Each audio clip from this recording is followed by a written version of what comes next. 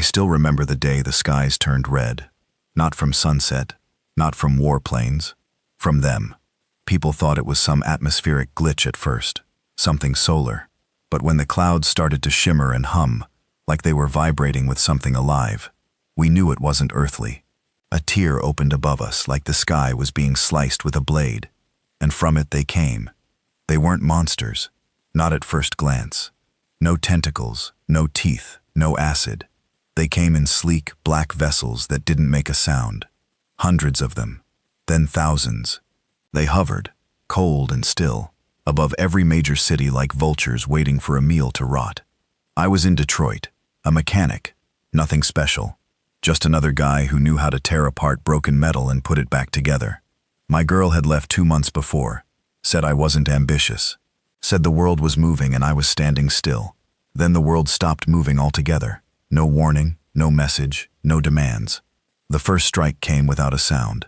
One of their ships fired this pulsing beam, not a laser, more like a focused storm, right into downtown Chicago. The buildings didn't explode.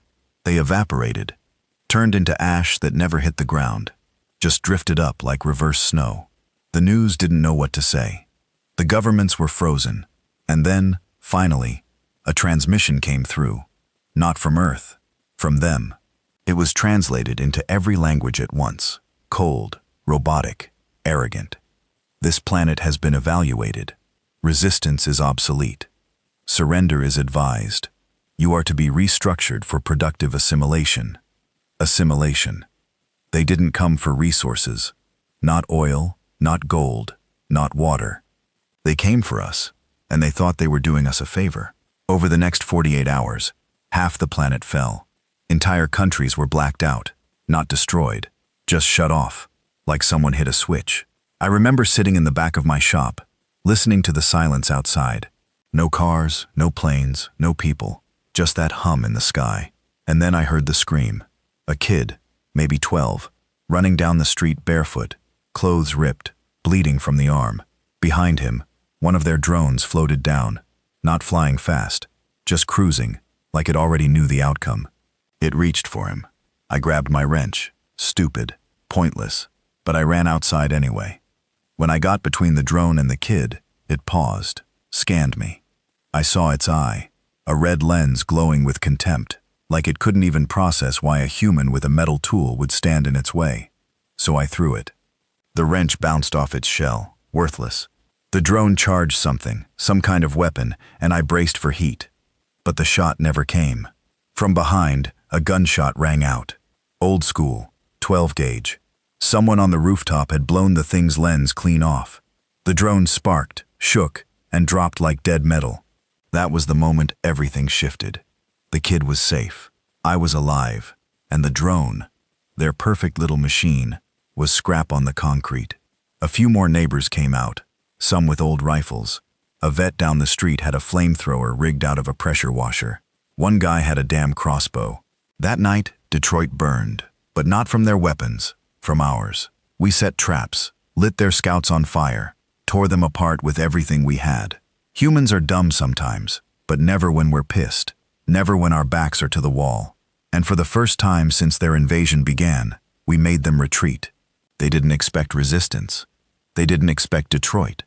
They didn't expect the rage of a species that's clawed its way up from stone to silicon by sheer willpower. The next morning, we found a message burned into the pavement under one of their dead vessels. Error. We buried our first dead behind the shop that morning. 5 bodies wrapped in bed sheets. No prayers, just dirt. I didn't know their names. A couple of them were barely recognizable after what the drones had done to them. But they died fighting. That was all that mattered now.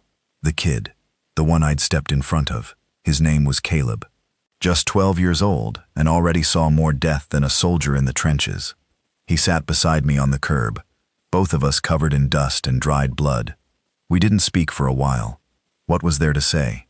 Everything we knew, our jobs, our plans, our little routines, it was gone, burned up in the sky.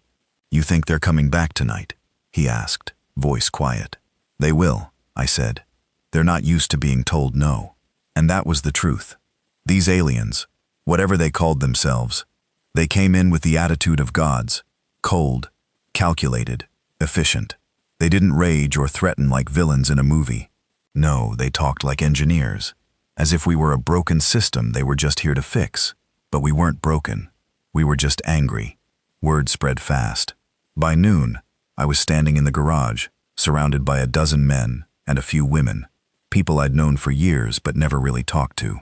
Now they were armed with baseball bats, shotguns, crowbars, makeshift bombs made from propane tanks. One guy had converted a pickup truck into a mobile spike trap. Said he used to work demolition before things went sideways. It was chaos, but it was our chaos. No military, no police, just civilians in work boots and ripped jeans building resistance out of scrap. I heard Philly went dark last night, said Rick, a trucker with one eye. No word, nothing, like they were erased. Same with Kansas City, said another. They're wiping places clean like chalkboards. We didn't have satellite feeds or tactical maps, just rumors, panic, and some old ham radios that miraculously still worked. I managed to patch into one and picked up scattered signals, resistance pockets forming all over Austin, Boise, even Anchorage. Humanity wasn't done yet, not by a long shot. That afternoon, we got our first look at what they really were. Caleb was the one who found it, a half-alive invader crawling from a wrecked drone transport we'd downed the night before. It looked humanoid, but lean, long, with pale gray skin that shimmered in sunlight like glass. No mouth, just eyes, huge, black, soulless. It bled green. Don't kill it yet, I said, as someone raised a tire iron. Let's learn something first. We dragged it into the back of the shop and tied it up with jumper cables and chains. I didn't expect it to talk. It didn't. But when I stared into its eyes, it was like looking into a machine that was still processing a glitch. This is war to them, said Marvin, one of the old-timers from down the block. But not the way we know it. To them, war is just cleanup. They've never had to fight. They're about to learn, I said. That night we built traps. We lured drones with noise and took them down with jury-rigged EMPs made from microwave parts. We turned metal shops into armories. We burned their fallen machines and left the scraps hanging from streetlights. Warnings in a language we hoped they understood. We bite back, but still they came. The second wave hit just after midnight. I was on the roof with Caleb, using binoculars I'd taken off a dead cop. We saw the ships coming from the north, 3 of them, low, silent, moving in a triangle. "Everyone down!" I shouted into the walkie. The first ship dropped a pod the size of a house. It hit the street like a meteor, blowing out windows and tossing cars. And from it came them. Not the drones this time, not machines. These were soldiers, real ones, 7 feet tall, armor like liquid metal, rifles that didn't shoot bullets or beams. They released something worse, a pulse that made your muscles seize and your bones scream. We lost 5 people in the first minute. They didn't even get to aim, but we had learned. One of our traps went off, a tripwire connected to an old gas line. The explosion turned 2 of the soldiers into screaming, melting statues, and then hell broke loose. I ran with Caleb, ducking behind wrecked cars, firing off a hunting rifle. It barely dented their armor, but it slowed them. That was all we needed. Marvin, bless the old bastard, drove his spike truck right into one of them. The impact killed him, but the alien went down with him, half its body crushed under the engine block. I got close enough to toss a Molotov at another. The flames didn't kill it outright, but it screamed an awful screeching sound and staggered. Caleb shot it in the back of the head with a stolen pistol. The kid never missed, and then they retreated again. Not because we killed them all. No, we didn't. They left because they didn't understand us. We were supposed to surrender, collapse, die quietly. But we were loud. We were furious. We were human. They didn't know what to do with that. By sunrise, Detroit's resistance was down to maybe 40 people out of thousands. But we stood, bloodied, broken, alive. The alien prisoner was gone. Self-terminated maybe, or extracted. I found a smear of that green blood near the chains and scorch marks on the wall. They didn't want us learning from it. Too late. We already had. We knew how they fought. We knew how they moved. And most importantly, We knew that they feared unpredictability. The galaxy saw Earth as a backwater mudball, with savages still arguing over borders and skin color. But what they didn't get was that those same savages could build nukes out of trash, make fire from nothing, and turn grief into fury, so hot it could burn gods. We weren't united. We weren't even organized. But we were survivors. And there's nothing more dangerous than a survivor who's got nothing left to lose. Caleb sat beside me again, sipping water like it was whiskey. I want to kill them all, he said, not blinking. You will, I told him. One by one. We didn't talk about the dead anymore. No time. We carried them in silence and buried them without names. All that mattered was the living. By the third day, other groups started reaching out. Detroit Resistance. This is Echo Base from Cleveland. You guys still kicking? Barely, I replied, but we're still here. Good. We've got weapons. You've got numbers. Let's make them regret this. For the first time since the invasion, there was hope. Not the kind you read in books, not shiny, brave hope. This was bitter, jagged, vengeful hope. The kind that smells like smoke and sounds like a scream. We weren't fighting to win yet. That came later. Right now, we were fighting to make them hurt, to remind the stars that Earth isn't a planet you invade. It's a graveyard waiting to happen. 3 days after they hit Detroit, I stopped calling this a war. Wars are fought between sides that understand each other.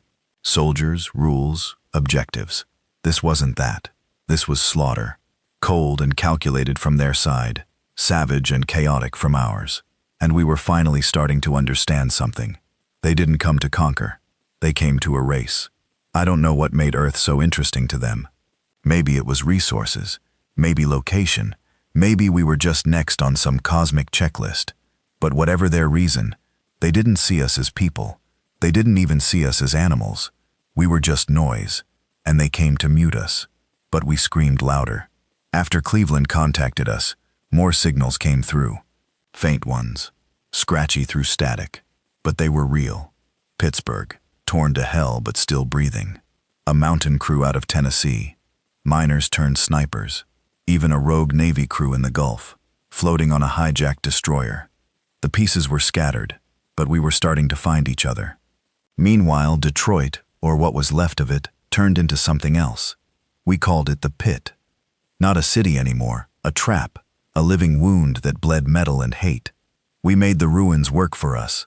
Set up kill zones in collapsed buildings, funneled patrols into ambushes using collapsed highways.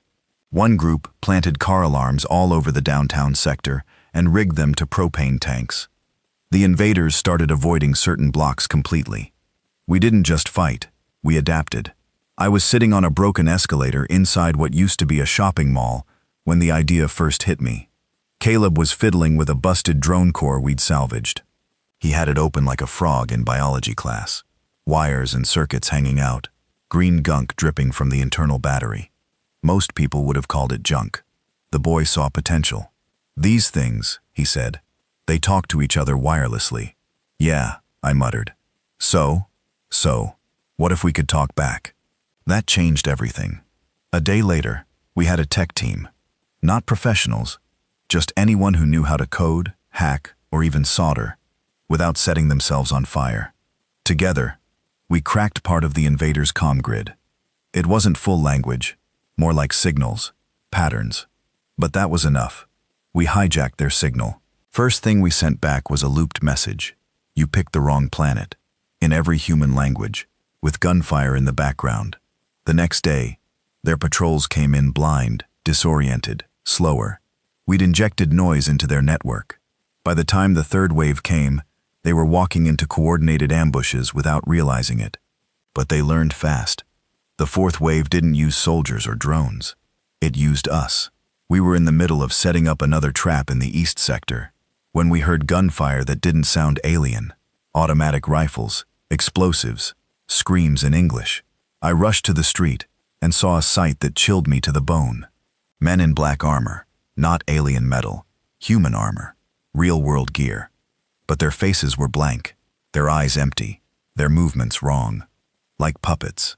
Then I saw one of them hesitate when a flashbang went off. He dropped to his knees and screamed.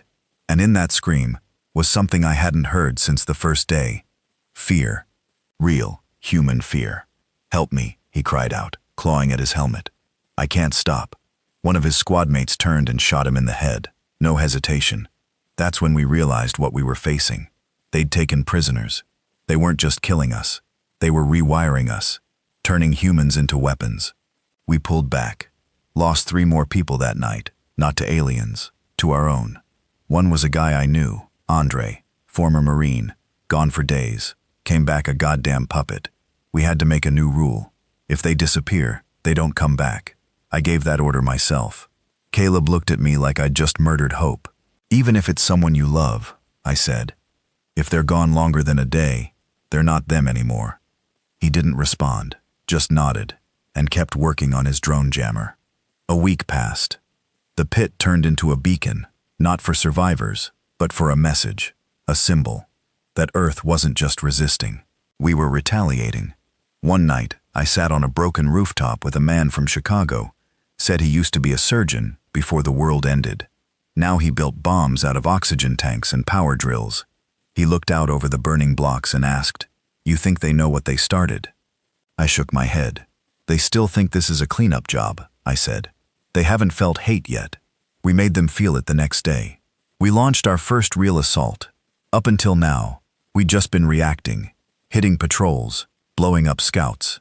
But this time, we went after them. There was a known relay point just outside the city, some kind of command drone hub where they data linked before it hit orbit. Took us 2 weeks to track it, another 3 days to find a way in. The plan was simple: sneak in, plant a virus we'd pieced together from their own tech, blow the place sky high. Nothing ever goes to plan. We approached through the sewers. Old maintenance tunnels half collapsed from the first attacks, smelled like rot and rust. We had 12 in our crew. By the time we reached the hub, we had 10. 2 of us tripped a motion scanner and were liquefied by heat pulses so fast their screams never finished. But we got in. The inside was quiet. Too quiet. No guards, no movement. I should have known. The virus chip was inserted into their terminal. Caleb did it himself, hands shaking but steady. He looked at me once, after it was done, said nothing. We planted charges, timed for 2 minutes. Then we heard it. The sound of hundreds of boots, metallic, precise, marching. They let us in. They wanted us in. The relay started pulsing. It wasn't a hub. It was a trap. We had to move. I grabbed Caleb and ran. We lost more people covering our escape. Screams echoing behind us. Gunfire. Pulse cannons. Dust and blood. We made it out with 4 bodies and 2 living. But the charges went off. The relay lit up the sky like Judgment Day. And something changed. The next day we intercepted a new signal. Their network wasn't silent anymore. It was panicked. We heard alien frequencies bouncing, fast and erratic. Coordinated attacks dropped in frequency. Their ships stopped clustering in our skies. They started pulling back, and then we saw it. One of their orbital platforms burned up in the sky, crashing down like a meteor. We didn't do that. Someone else did. That same night, we got a garbled message from the Navy crew out in the Gulf. Aliens fighting each other, not all on the same side. That was the moment we realized Earth wasn't just a battlefield anymore. It was a spark. We didn't know what the hell was going on up there, but something fractured, something cracked. And whatever came next, it was going to be worse. Because if aliens were divided, that meant 2 things. 1, not all of them agreed on wiping us out. 2, the ones that did just lost patience. I hadn't slept more than an hour in days. The nights were filled with gunfire and air trembling from low orbit pressure waves. Even when it was quiet, the silence felt wrong. Not peace, anticipation.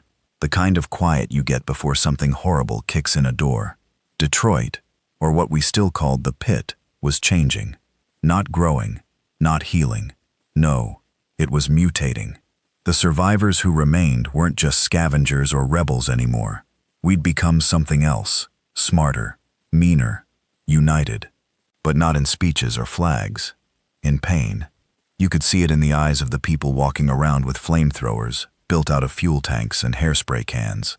Or the way we no longer waited for attacks. We hunted them. But even through that blood-thick haze of survival, something new crept in. Doubt. It started the morning after we blew up their relay hub. I was standing over a half-disassembled drone, mapping out its power node with Caleb. He was quiet, not the focused kind of quiet, the thinking too hard kind. "You believe that message from the Gulf was real?" he asked, not looking up. "You saw the orbital crash. Something knocked their platform down."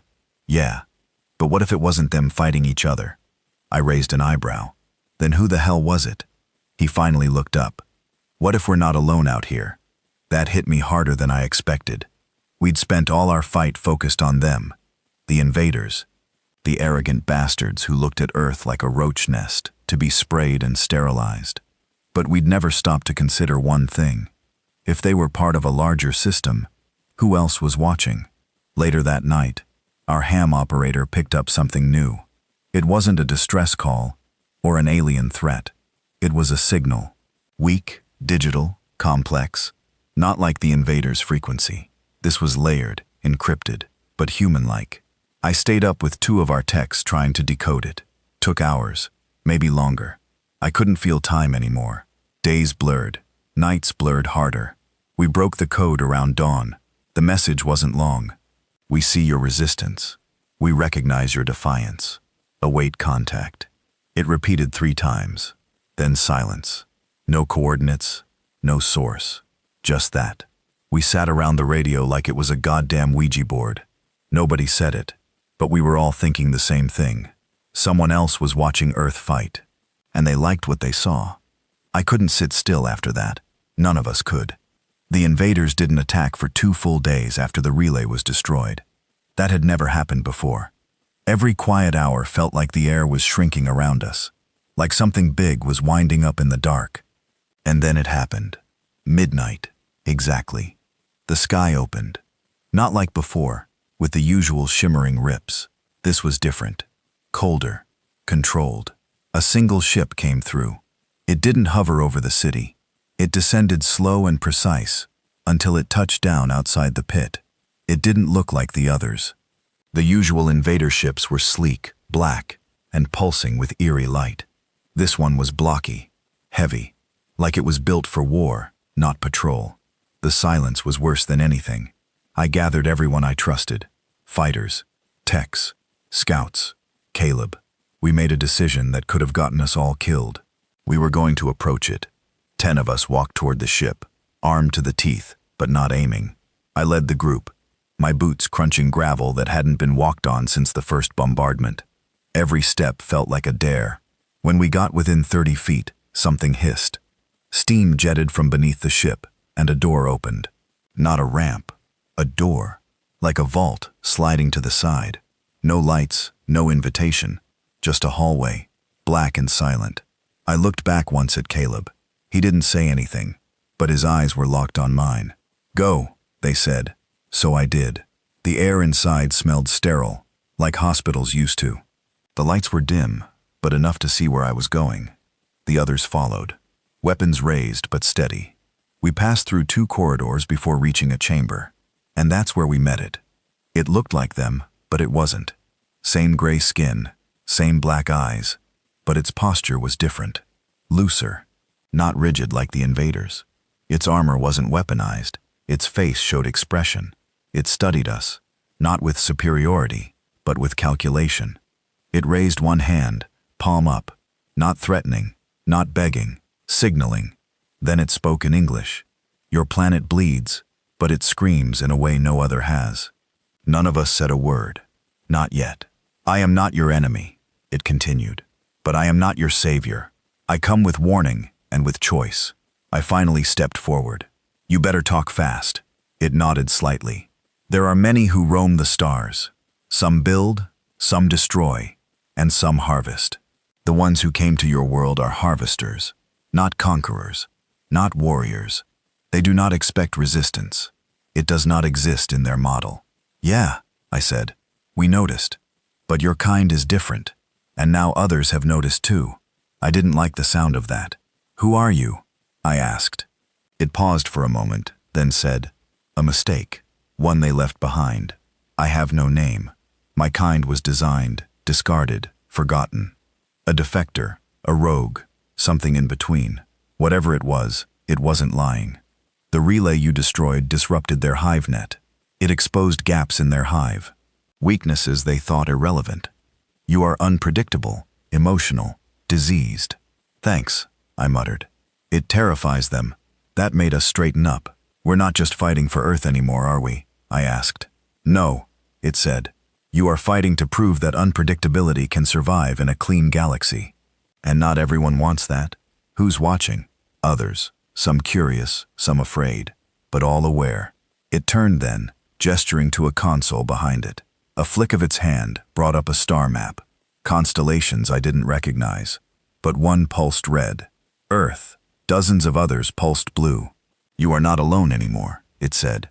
But whether that is salvation is on order, or extinction, is not my choice. The screen blinked. Earth's red dot was now surrounded, not invaded, encircled. And then it looked at me again, with eyes too black to read. They're coming.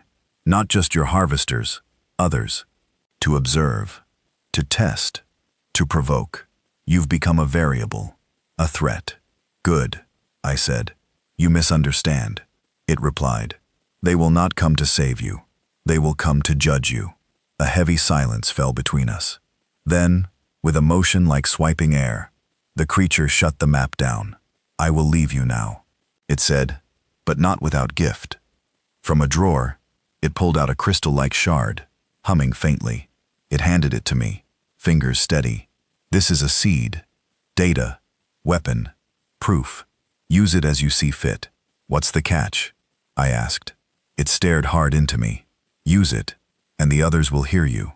Then it walked past us and disappeared into a side corridor, gone like mist. We returned to the pit, carrying a crystal that buzzed like it had a heartbeat, and a message that tasted like poison. We weren't just fighting for Earth anymore. We were fighting in front of an audience, and the galaxy had just tuned in. We spent the next 2 days staring at that damn crystal like it was alive. It didn't glow, didn't blink, didn't move, but it hummed. A low, constant vibration in your bones. You couldn't hear it, but you felt it, like it was watching, waiting. And the more we stared, the more it stared back. It sat on a metal table in the center of our new bunker, surrounded by our best minds. Not scientists, not anymore. Those people were gone. Dead or taken. What we had now were scavengers, tinkerers, coders, former mechanics, ex-military signalmen, and a 15-year-old kid who once built a drone jammer out of a toaster. It was Caleb who finally cracked the outer layer. It's not a weapon, he muttered, sweat dripping off his nose, fingers twitching across a scavenged touchscreen rig. It's worse. Define worse, I said from across the room, arms crossed. It's a transmitter, a silent one, quantum-based. It doesn't send out noise, it sends out identity. I stepped closer. Identity? It's a beacon, he said. Whoever sent it wants us to use it so the rest of the galaxy knows exactly where we are, what we've done, and what we're becoming. Becoming? He turned and looked me dead in the eyes. A problem. I won't lie. Every instinct told me to smash that crystal into dust. We were finally making the bastards bleed, and now we had this alien wildcard sitting in the heart of our bunker, threatening to draw in even more enemies. But the truth was, we were already exposed. Earth wasn't some secret corner of the universe anymore. We weren't just defending ourselves. We were on display. And sooner or later, somebody would come knocking to see what the noise was all about. So we made a choice. We activated the beacon, not because we were desperate or dumb, but because it was time to stop hiding. We weren't the underdogs anymore. We were the warning. The transmission took less than a second. A pulse so deep and wide it skipped past normal space-time channels and launched straight into the dark. I didn't feel it. None of us did. But out there, someone did. Hours later, our orbit burned again. But this time, it wasn't them. The object slammed into the ocean with the force of 1,000 bombs, far west off the coast of California. The wave reached as far as Vegas, but it wasn't natural. No earthquake, no debris, just steam, like the ocean had been punched by a god and told to hush. We didn't know what it was, and we couldn't get close. The heat killed drones. The radiation fried our sensors. But we knew one thing. Whatever just landed, it wasn't from the same species as our harvesters. 2 days later, things got worse. The invaders came back, but not with patrols, not with scouts. They dropped a ship straight into the pit. No warning, no scan, just boom. A crater in the middle of our street, and the ship parked like it owned the place. And they sent someone new. It looked human, almost. Tall, lean, and wrapped in a black armored skin that moved like silk. No eyes, just a visor that shifted with the light. Its voice was distorted, mechanical, and cruel. "You were given a choice," it said, standing in the crater, while our fighters aimed rifles and flamethrowers from the rooftops. "You've chosen extinction." I stood on the edge of the blast zone, rifle slung over my back. I didn't raise it. Not yet. "We didn't choose anything," I said. "You came to our home. You were marked for refinement, not destruction." The creature replied, "But you have made yourselves inconvenient, and you've made yourselves vulnerable." Its head tilted slightly. "You are not a threat. You are an error." "Funny," I said. "That's what your dead soldiers said before we burned them." It moved fast, too fast, blinked from the crater's center to just a few feet in front of me in a flash of static. Caleb nearly shot it. I raised my hand, held him back. "This thing wasn't here to kill. It was here to threaten. You've activated a forbidden signal," it said. "This is not permitted under the neutrality codes. You are not authorized to reach beyond your sphere." "Sphere?" I scoffed. "You mean this rock you tried to erase?" "This rock was classified as unworthy of sentient status. You were meant to die quietly." "Well," I smiled bitterly, "we don't do quiet." The being leaned in close. "The galaxy will come now. Not to save you. To erase you completely." Then it vanished. Gone like smoke sucked into a vent. The ship with it. 1 second there. The next. Empty air. We stood there for a long time. Silent. Breathing smoke. Swallowing fear. It was Caleb who finally broke it. "We just got promoted from infestation to contagion." And that was exactly it. They weren't just trying to kill us now. They were trying to quarantine us. The next attack wasn't global. It was surgical. They targeted resistance leaders. Echo Base in Cleveland. Gone in a flash of white light. The Navy crew in the Gulf. Radio silence, then a crater. The mountain fighters in Tennessee. Ambushed by a swarm of drones loaded with biological toxins that melted flesh on contact. One by one, they cut the head off every snake. Except us.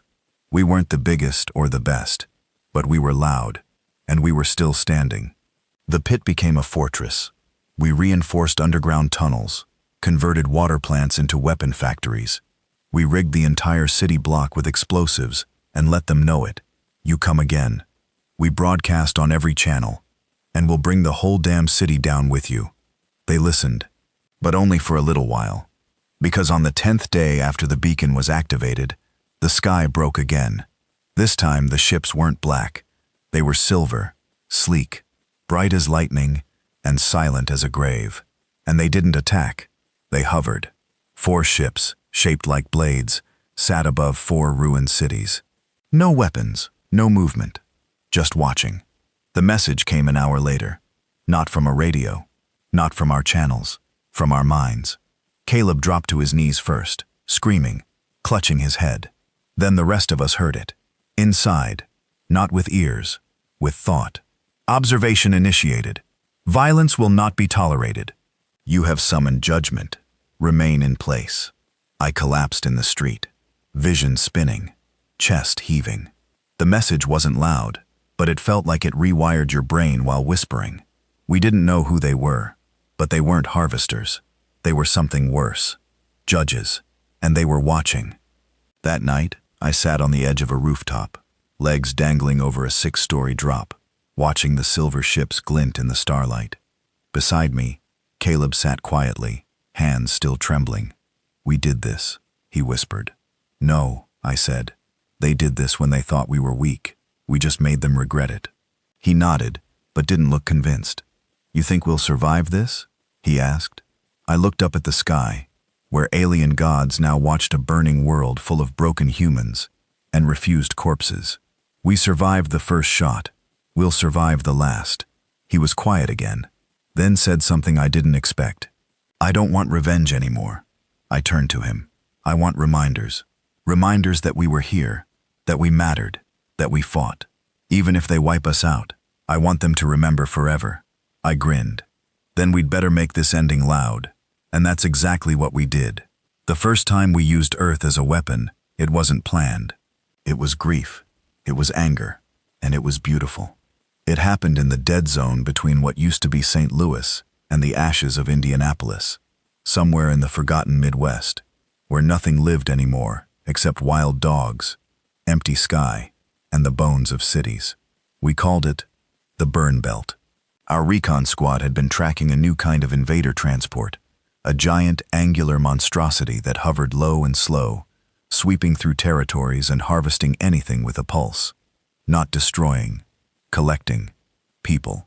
We didn't know why they'd shifted tactics again, but we sure as hell weren't going to let it pass unchallenged.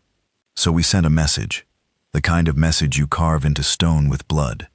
We took a team of 20, loaded up 6 modified semis with old fuel tankers rigged to explode, and buried them along an old rail line that the ship's path crossed every 6 hours. Timing had to be perfect, so did the bait. We used one of our own. Gino ex-con volunteered, had a broken leg and a bullet in the hip from a firefight 3 days earlier. Said he wouldn't survive the week anyway. We tried to talk him out of it. He told us to go to hell, laughed, and lit a cigarette with hands that didn't shake. I've never died for anything worth a damn, he said. Might as well try now. We tied him to a post at the center of the trap, hooked him up to a heartbeat monitor wired into the charge rig. The ship's scanners would detect the pulse and slow down to investigate. That was the plan. It worked. The transport drifted in on a low hum, like a mechanical ghost. 30 meters tall, twice as long. No visible weapons. It didn't need them. The thing stopped, just hovered there above Gino, bathing him in a column of green light. We waited, not breathing, not moving. Then Gino smiled and said something into the mic. Go to hell. Then his heart stopped. The rig lit up the earth like Judgment Day. Fire leapt into the sky. The entire railway became a furnace. Shockwaves flattened trees 5 miles out. And when it cleared, the transport wasn't just destroyed, it was vaporized. Gone. The crater it left still smokes to this day. A memorial. A warning. The message was simple. We are not afraid to die if it means taking you with us. That was the day Earth became a weapon, and the galaxy started to take us seriously. After that, something shifted. We started receiving coded pulses from the orbiting silver ships, the judges, as we started calling them. They never landed, never spoke again. But every time we launched a large-scale retaliation, they reacted. Sometimes their signals intensified. Sometimes they went completely dark. We didn't know if they approved or condemned. We didn't care. Our focus narrowed to one mission: make every inch of this planet bleed for them. So we got creative. We turned old mines into kill zones, converted oil rigs into missile silos, filled skyscrapers with magnetic traps, and wired entire suburbs with EMPs hidden inside refrigerators and streetlights. Humans turned everything into death machines. We became the horror stories they'd tell each other back in their perfect little sanitized civilizations. And they deserved it. We lost people every day, good ones, some of the best. I can still see their faces. Can't remember all their names, but the faces, those stay. The kind of faces that haunted you before bed and got you out of it the next morning. But we were finally doing what no species had done before. We were winning. Not in territory, not in numbers, but in impact. We made them afraid to engage. They started sending fewer patrols, fewer scouts. They started avoiding Earth's worst zones completely. They thought we were dying. We were evolving. Caleb had been quiet since the beacon.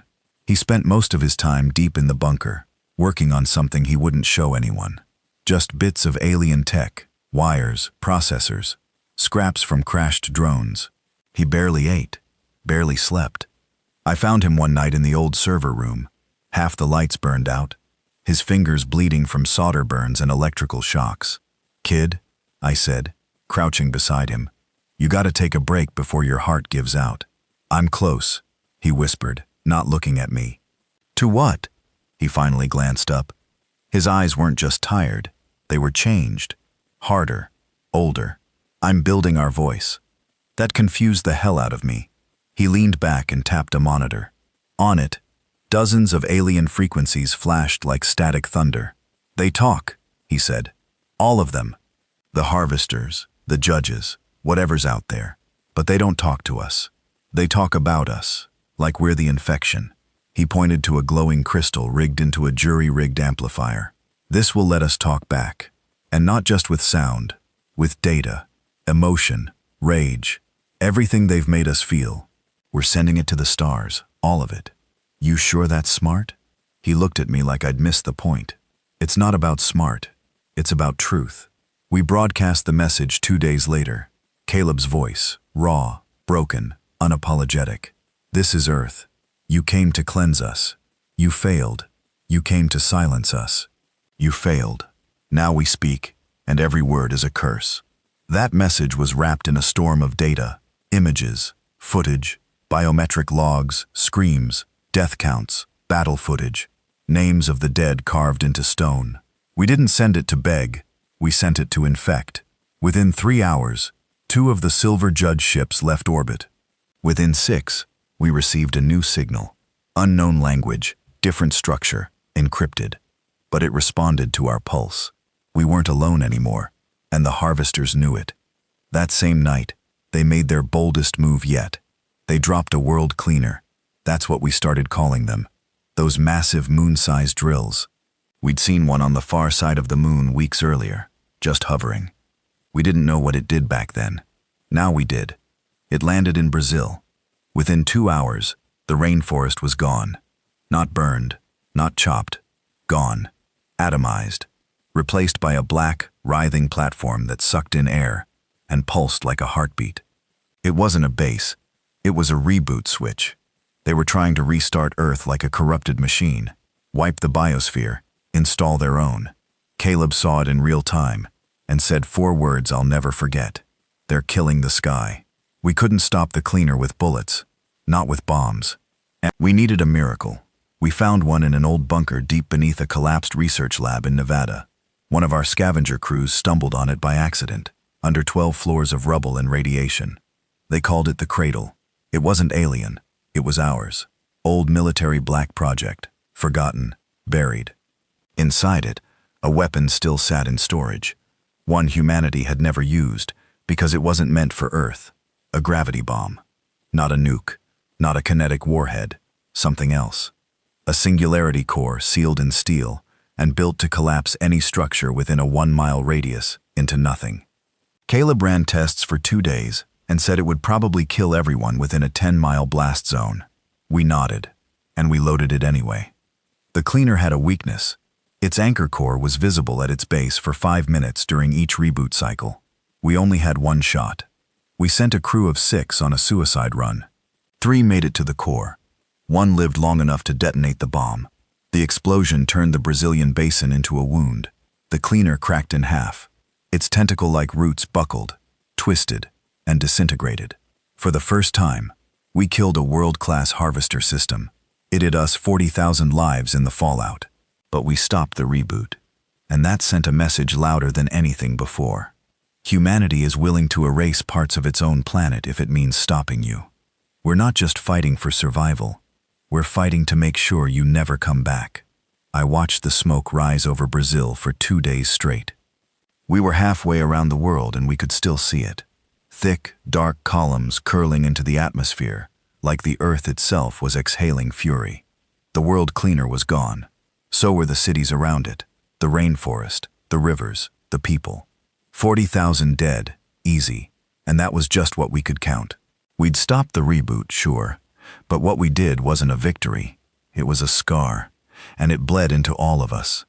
Caleb barely spoke after the detonation. He stayed in the comms room most of the time, monitoring the pulses from space, trying to make sense of who was still watching and who might be on the way. Me? I stopped trying to make sense of it. We weren't just soldiers anymore. We were reapers. Every life we lost came with a promise. You'll lose more. And the harvesters were finally listening. They stopped sending patrols entirely. No more drone scouts. No more foot soldiers. They weren't underestimating us anymore. They were planning something. And when it came, it didn't come from the sky. It came from under us. It started in South Africa. A resistance group near what used to be Johannesburg sent a shortwave. The ground opened. Black light, no explosion, just heat and sound. Then everything gone. At first, we thought it was exaggeration, trauma, maybe another cleaner. Then we got the same call from Cairo, then Bangladesh, then rural Norway. The harvesters weren't just trying to take the skies. They were reaching into the planet's core, digging into the bones of the earth to plant whatever virus they called order. Caleb figured it out first. They're not wiping us out, he said, pacing back and forth with that exhausted twitch in his eye. They're turning Earth into them, changing the structure, the magnetic flow, the biological base. He tapped a dusty screen showing a 3D simulation pulled from salvaged orbital data. They're not building a base. He paused, then looked at me. They're building a new species. That hit like a gut punch. We weren't just fighting for the surface anymore. We were fighting for the soul of the planet.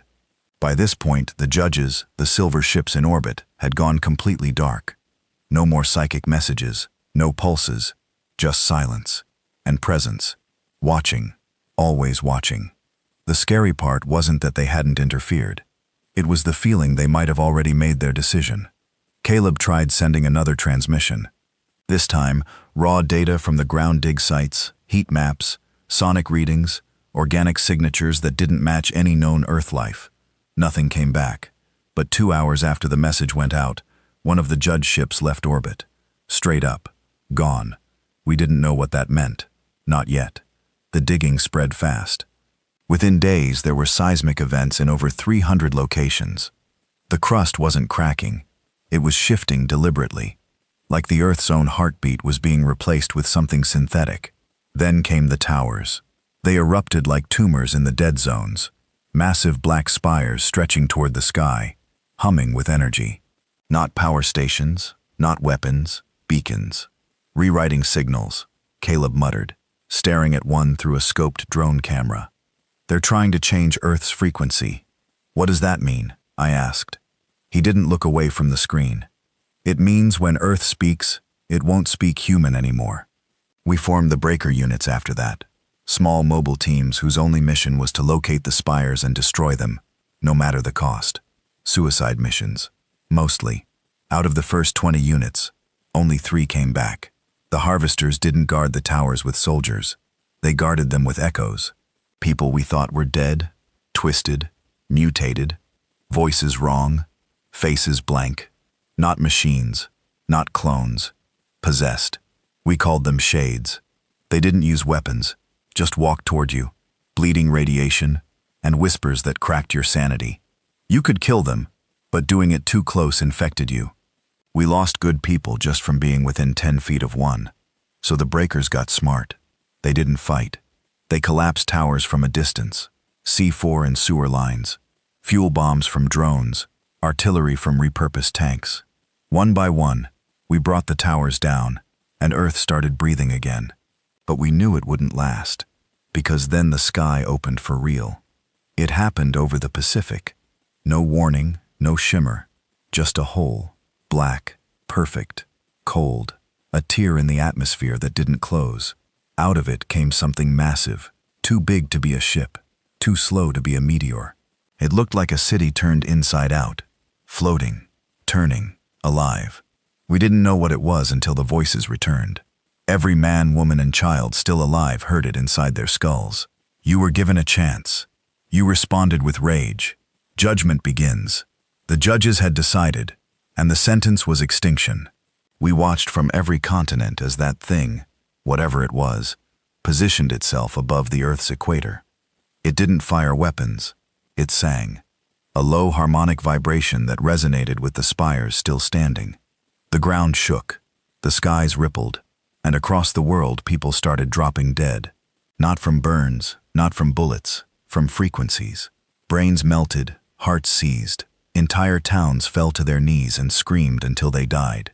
That's when Caleb did something none of us expected. He stood up, walked to the transmission terminal, and activated the beacon again. Only this time, he didn't send rage. He sent understanding. We tried to stop him. He ignored us. "This isn't war anymore," he said. "It's demonstration." "What the hell does that mean?" I snapped. He turned to me. Blood leaking from his ears, from the judge pulse. Face pale, fingers trembling. "They're not erasing us for resistance.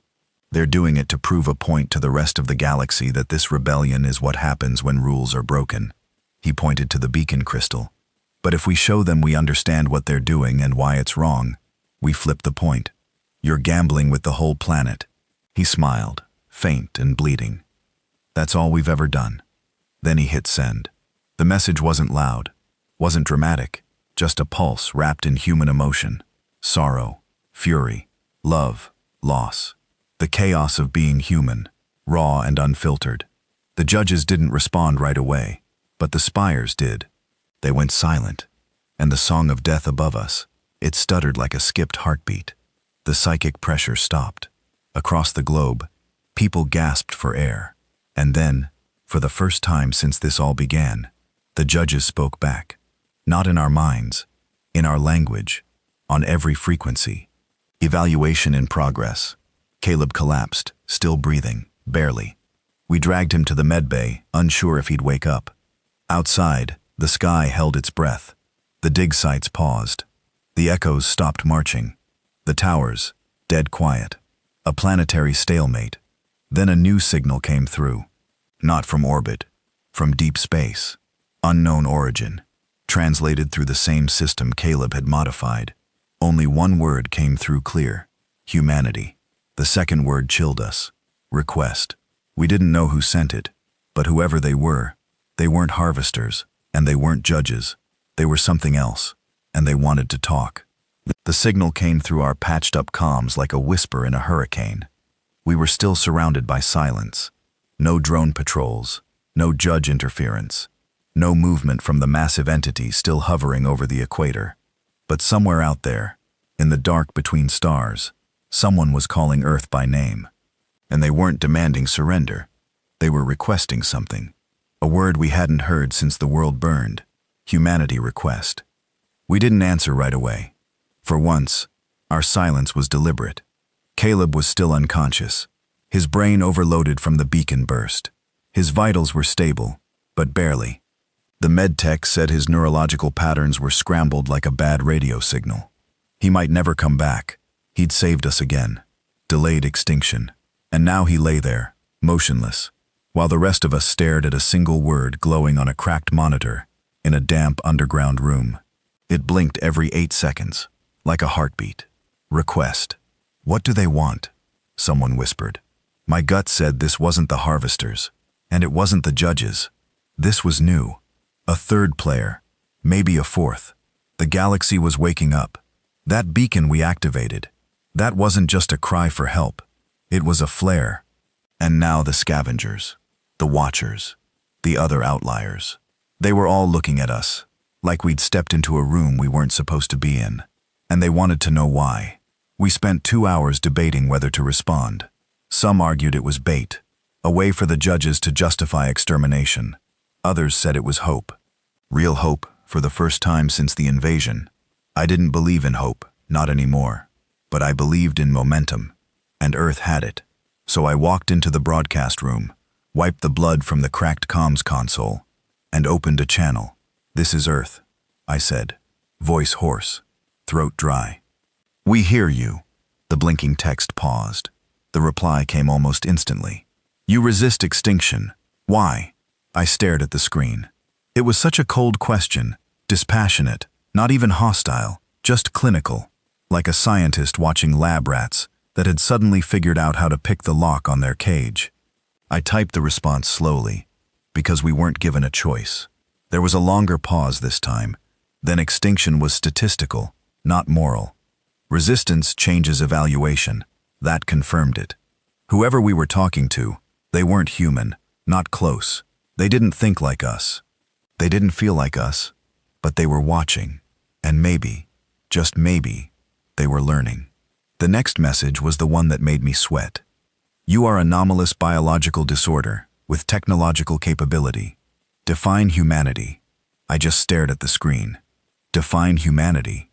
How the hell do you explain pain, love, hatred, vengeance, art, instinct, survival, and contradiction in a sentence?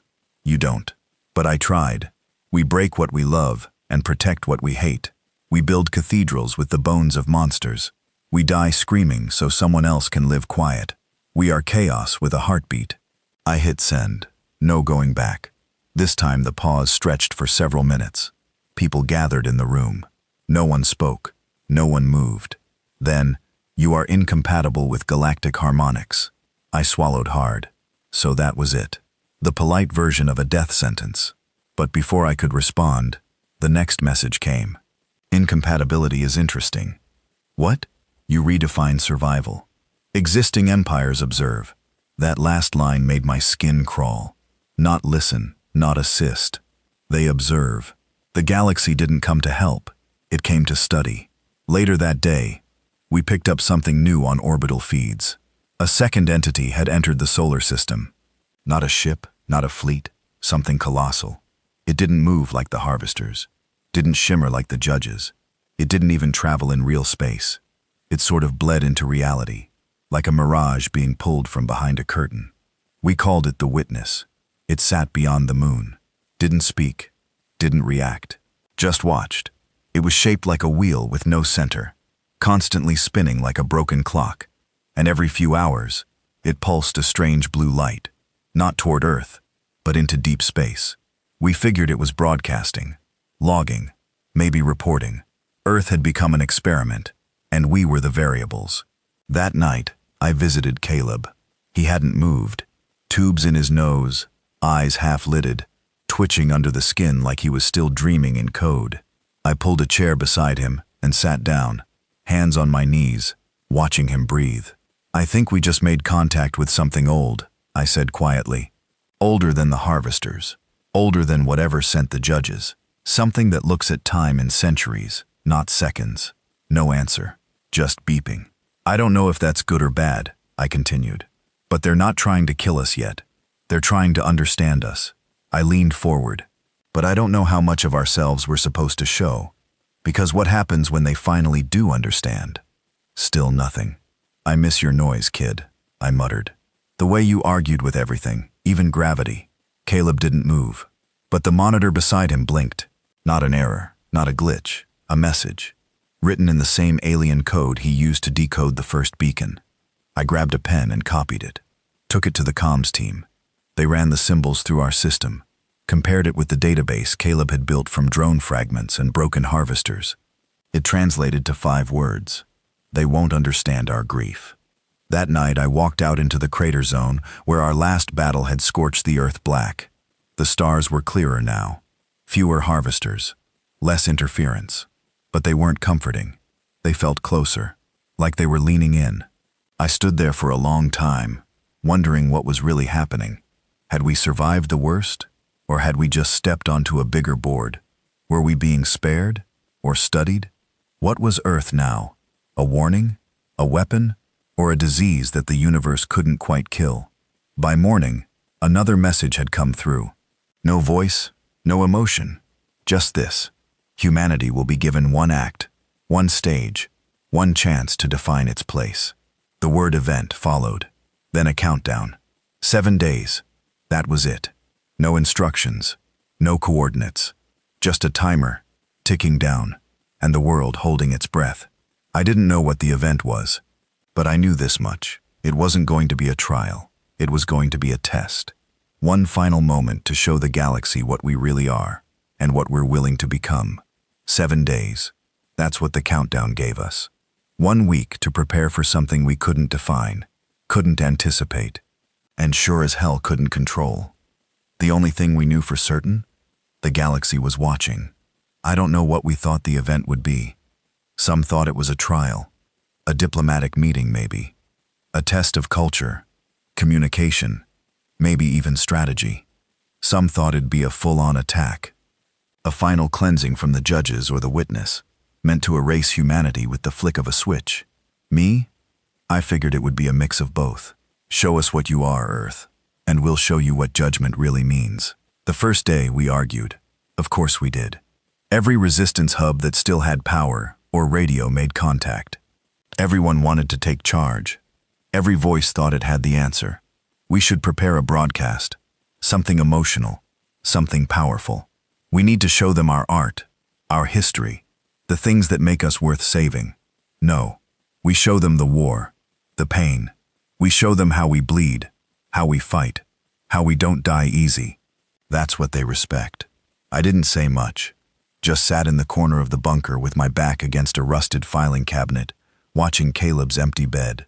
He still hadn't woken up. 6 days left. By day 2, the noise had settled.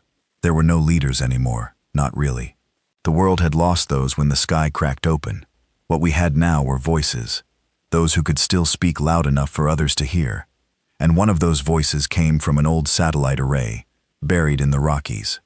Once part of a global listening post, back when Earth thought its enemies were human. They sent out a single clear message. If this is our stage, we don't sing. We scream. I don't know who said it, but I agreed. We weren't poets. We weren't diplomats. We were survivors who'd watched their world turned into a graveyard. We didn't need to impress the stars. We needed to warn them. On the third day, the judges finally moved. All 3 remaining ships broke orbit and positioned themselves equidistant around the planet, facing inward, like sentinels forming a triangle. Then they opened. Not weapons, not drones. Windows. We could see into them. Not the insides of ships, but views. Projections. Live feeds from every continent. Cities, villages, forests, oceans. Earth had been turned into a mirror. Whatever the event was going to be, it was going to be seen. Not just by them, by everyone. And then something even stranger happened. They gave us the stage. On day 4, a piece of the witness. The massive ring beyond the moon detached and began to descend. It didn't crash. It didn't invade. It landed with impossible precision in what used to be the Sahara Desert, folding and unfolding itself like liquid architecture. Within hours, it created a perfect arena, circular, black as space, floating 1 meter above the sand. The judges transmitted a phrase to every functioning radio, screen, and satellite. Earth may present one representation of its species, one voice, one trial, one action. It wasn't a battle. It wasn't a debate. It was something else. We didn't know who to send. Presidents were dead. Generals were gone. Scientists had been slaughtered in the first strikes. The world's smartest, strongest, and loudest were mostly rotting underground. What we had left were the forgotten, the wounded, the ones who never mattered before the sky turned red. And maybe that was exactly the point. Day 5. Caleb woke up. No warning. No medical miracle. Just opened his eyes. He stared at the ceiling like it owed him money, then sat up slowly and whispered, "We're still alive?" "Barely," I said, rushing to his side. He looked thinner, pale, but his mind, still sharp, still his. "I saw them," he said. "Who?" "In the dark," he whispered. "While I was out, they talked without words, measured me, measured us, and they're not afraid of us." That sank into my bones like ice. They're afraid of what we'll do if we're not stopped. We told him about the stage, the arena, the countdown. He listened without speaking, then asked the question I was dreading. Who's going? Nobody had volunteered. Not yet. Everyone was afraid. Not of death. We'd all danced with that too many times to care. No, this was worse. This was representation. Who could carry the weight of a dying world and speak loud enough for the stars to listen? Who could bleed without begging? Who could stand and say, "This is what it means to be human," and not blink? Caleb looked at me and smiled. "You're going." I laughed. Bitter. No chance in hell. He didn't smile back. "You're not special. That's why it has to be you." Day 6. The world went quiet. Everyone waited. People gathered around broken TVs, makeshift screens, battery-powered radios. In bombed-out bunkers and shattered apartments, they sat together. Families, orphans, killers, medics, starving children, waiting to see what Earth's final answer would be. I didn't sleep that night, just walked the halls of the bunker, thinking about every mistake I'd ever made, every fight I picked, every face I couldn't save. Caleb met me in the loading bay. He handed me a pack. Inside it was a small transmitter. If it goes sideways, send everything. Our history, our pain, the files, the war footage, the beacon code, all of it. I zipped the pack. And if it doesn't go sideways? He smirked, pale and proud. Then maybe the galaxy finally learns what kind of mistake they made. Day 7, the last day. I stood alone in the center of the arena. Above me, the sky was black, not clouded, just gone. The witness hovered silently in orbit. The judge ships flickered like stars with eyes. The rest of the galaxy, I couldn't see them, but I knew they were out there. The arena shimmered. A being appeared across from me. It wasn't harvesters. It wasn't judges. It was something else entirely, like a construct of every species in one, patchworked, changing, unreadable. It spoke with a voice that was every voice. You represent Earth. I nodded. You may offer one truth, one action, and we will decide. I swallowed. My heart felt like stone. I stepped forward, and I told them a story. I told them about Caleb, a broken boy who refused to break. I told them about Gino, who smiled before he sacrificed himself to destroy a harvester ship the size of a stadium. I told them about the screams in the streets, about the ash that rained down in Chicago, about the way fire smells when it's cooking your home. I told them about forgiveness, how we don't do it well, but how we try. I told them that we don't survive because we're strong or smart or good. We survive because we're too damn stubborn to die quiet. And then I gave them our action. I reached into my pack, and I pulled out the beacon, not the transmitter, the original, the one that started this. I held it up and I shattered it on the ground. The shards scattered, the hum died, the glow went out, and I looked them in their galaxy-spanning face and said, "We don't need your stage. We already made our point." There was no applause, no response. The being across from me watched in silence. Then it vanished. The arena dimmed, the sky returned, and I stood alone in the silence of Earth, waiting.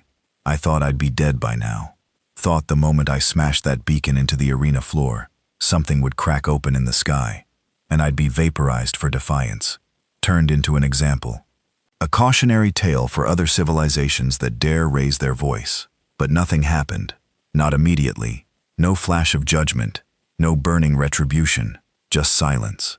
The kind of silence that makes your blood slow down and your ears ring, because they're waiting for something that never comes.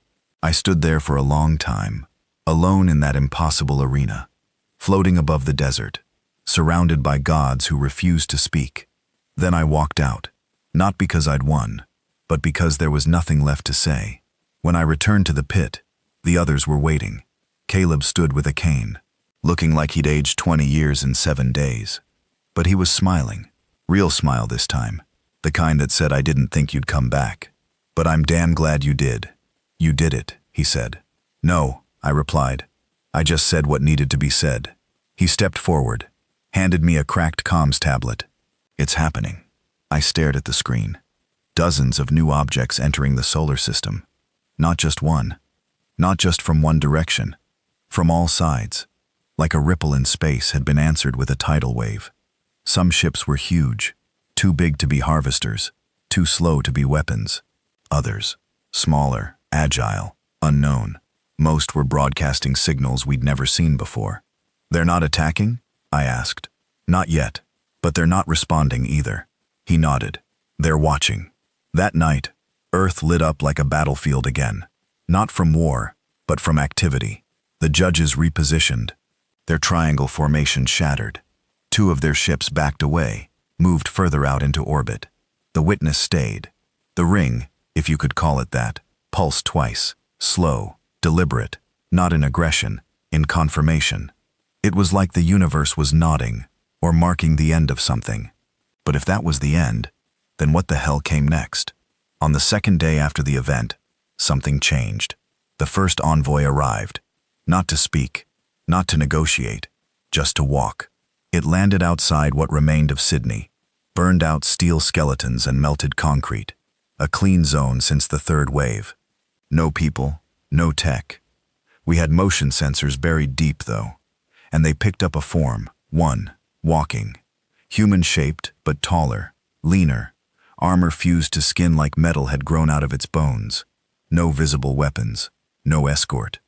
We watched it through satellite feeds for hours. It walked the city, slowly, touching walls, looking at rubble, picking up charred relics. And when it was done, it stood in the middle of a collapsed intersection and just looked at the sky. Then it vanished. Not transported, not killed, vanished. No message, no threat, just observation. The second envoy didn't come alone. 3 of them this time, different shapes. One humanoid, one quadruped, like a twisted elk covered in plating. And when they didn't seem to walk so much as hover over reality, they appeared in Rome. Same behavior. Examining, scanning, touching, not talking, never talking. Then, gone. We started calling them the Watchers, and every time they left, we got a signal ping from the witness. Not speech, logging. Caleb said it best. They're writing the Bible of Earth right now, and we are the verses. By day 4, more Watchers arrived. All across the world. Some in ruined cities, others in wildlands untouched by fire or war. They never stayed long, never interacted, just appeared, walked, vanished. One showed up in Alaska and stood for hours in front of a family that refused to evacuate. Didn't speak, didn't move, just watched them cook food over a fire. The father said the being looked sad. Then it left. It took us another full day to realize what they were doing. Caleb was the one who cracked it, of course. They're collecting data, he said, sliding image after image onto the war room screen. Not about our weapons, not about our resistance. He zoomed in. Faces. The Watchers were tracking expressions. Joy, rage, sorrow, confusion, grief, hope, raw human emotion. They were cataloging it. Not for study, for understanding. The event hadn't been a test of strength. It had been a test of soul. And somehow, some way, we passed. I didn't feel proud. I didn't feel victorious. I felt exposed. Like we'd opened our rib cages and showed the stars everything inside. Every dark corner, every cracked piece. And they still weren't sure what to make of it. It wasn't over. Hell, I wasn't even sure it had begun. But on the 6th day after the event, something happened that made me realize the war, the real war, was still simmering beneath our feet. The harvesters returned. Not with ships, with a message. It came in at 3 a.m., slicing through encrypted resistance frequencies, broadcasting in our own voice. You have embarrassed your extinction. We tracked the signal to the Pacific, underwater, a facility we'd never seen before, buried too deep to detect, shielded with tech we hadn't cracked yet. They never left, Caleb said. They just went underground. The harvesters hadn't accepted the outcome of the event. They were waiting for the Watchers to leave, waiting for the stars to look away. And when they did, they'd finish what they started. That was the moment I knew. We'd been given a pause, not peace, a breath, not freedom, a second chance, but one that would not come again. So we made a decision, the final one. We broadcast a new message to every corner of the galaxy listening. Earth remains. We have not changed. We bleed. We burn. We endure. If you come again with fire, you will leave with ash. If you come again with silence, we will scream louder. If you come again to watch, then remember this. We are the monsters you made. We do not forget, and we do not forgive. There was no reply. Not that day. But one of the judge ships turned away, left orbit for good. And in the distance, we saw something we hadn't seen since before the sky cracked. Stars. Clear, pure. Not blocked by metal. Not masked by fire. Just light. We always thought the worst of it came from the sky. The harvesters. The drones. The orbiting death ships. They came with beams and gravity weapons. With machines that walked like ghosts and whispered extinction in every language. We thought we'd survived the worst, but we were wrong. The sky was just their distraction. The real threat had been buried the entire time. After the event, after I smashed the beacon and the Watchers came down to study our pain, the harvesters stayed quiet. Not gone, not defeated, just quiet, patient. They'd gone underground after the failure of the world cleaner in Brazil, disappeared into the earth like worms retreating from fire. And while the rest of the world rebuilt, or burned, or waited to see if we'd get nuked out of existence by judgment from space, they were digging, and they were building something down there. We didn't realize it until one of our patrols near an old subway line in Paris picked up seismic anomalies. Too sharp, too rhythmic. Not tectonic, mechanical. A drill, deep, continuous, focused. They weren't retreating. They were terraforming from below. I remember the war room the night we confirmed it. Caleb was back on his feet fully by then, still pale, still wired tight from the psychic overload, but his brain hadn't slowed an inch.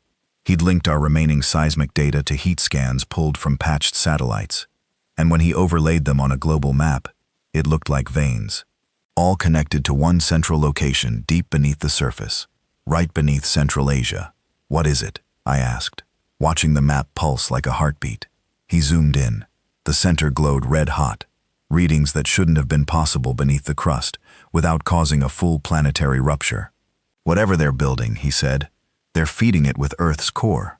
I didn't ask how that worked. We were way past science now. This was war alchemy. They weren't just terraforming the planet. They were converting it. We called it the Root. It was a good name. Biblical, old, ugly, and it fit. The Root wasn't just a place. It was a system. A living factory buried inside Earth's deepest, darkest places. It was tapping geothermal heat, drawing metal and carbon and ash to power something massive. "What if it's another cleaner?" someone asked. Caleb shook his head. "No, this isn't meant to wipe Earth. This is meant to replace it." "What do you mean?" "I mean," he said slowly, "when they're done, Earth won't be Earth anymore. It'll be theirs." He looked up at me. "And we'll just be the first fossils." The Watchers didn't respond when we sent the data. We tried multiple times. We beamed everything we could to the witness in orbit. Proof, recordings, translations. No reply. Not a word. Like they'd finished their observation. And now they were just gone. One of the satellites even caught footage of one of the Watchers walking into the ocean and never resurfacing. It wasn't abandonment. It was finality. We'd been judged. Now the rest was up to us. We formed the descent teams the next morning. Specialists, fighters, people who had nothing left to live for except the chance to bleed something that bled us first. We picked 32 from across the surviving resistance cells. Engineers, soldiers, scavengers. Caleb built the route using ancient oil rig blueprints, old Soviet mines, and fractured subway systems to trace a path as close to the Root's central structure as possible. I led the first team. It wasn't heroism, it was logic. If Earth was going to burn from the inside out, I'd rather die on the way down than wait topside for the end. And besides, we all had blood on our hands by now. Might as well use it one more time. The descent began just before dawn. We loaded into old transports refitted with ground bore tech, scavenged from an old U.S. Geological Survey station. No armor, no weapons beyond what we carried. Just steel, fuel, and one mission. Reach the Root, plant the fusion warheads, end it. We were in the ground less than 5 minutes before we lost contact with the surface. Radio static, GPS gone. Every sensor started spinning like a drunk. They'd rigged the crust. Not with explosives, not with weapons, with scramblers. Reality down there was off. Gravity shifted. Light bent. The walls moved when we weren't looking. I don't even remember how long we were descending. Time broke. Watches failed. People got nosebleeds. A guy named Tucker hallucinated his dead wife and nearly walked off a ledge that didn't exist. Then we reached the chamber, and everything stopped. The Root was not a base. It was a womb, a pulsating cavern the size of a city, black and red and gray, lit by veins of glowing mineral that pulsed like a nervous system. Machines crawled along the walls like ants, wiring the stone with web-like cords. At the center, hanging in the void, was it. We didn't know what to call it. A seed, a core, An egg. It hung in the air, rotating slowly, covered in layered plates of metal that moved like scales. Every few seconds, a pulse would shudder out of it, shaking the walls, heating the air. It wasn't finished, but it was close. We had 6 warheads, enough to glass a city if triggered right. The plan was simple. Spread them out, arm them, detonate remotely from a relay uplink Caleb designed to cut through the scrambler fields for exactly 4 seconds. In, out, boom. What happened instead? They were waiting. The shades. Hundreds of them. Maybe thousands. Human-shaped. Human-voiced. But not human. They stepped out of the walls, out of cracks, out of machines. One of them looked like my brother. He'd died in the second wave. His face was perfect. So was the scream when I shot him in the chest. The shades didn't attack like soldiers. They approached, arms out, heads tilted, whispering, "Let go. Stop hurting. Sleep. Be forgiven." We fought through them, not just with bullets, with noise, with fire, with memories. One of the engineers hacked a nearby tower and pumped raw human video through its systems. Laughing kids, street fights, birth, war, sex, funerals, people screaming, people loving. The shades shrieked, twitched, fell. They couldn't process us. They were made for control, not chaos. And we were chaos incarnate. We reached the seed, planted the warheads. Caleb's relay triggered from the surface. 4 seconds, then 3, then nothing. No boom, no light, just silence. And then the seed opened. It was alive. Not biological, not mechanical. Both. Like a machine taught how to think emotion, but only understood submission. It spoke with 1,000 voices. Some in languages we didn't know. Some in the voices of people we'd lost. One of them was my mother. "Stop hurting," it said through her voice. "Let us begin again." Then it showed us its memory, projected into our heads. Not images, experiences. Worlds it had erased. Civilizations folded into obedient colonies. Rebellions squashed before they started.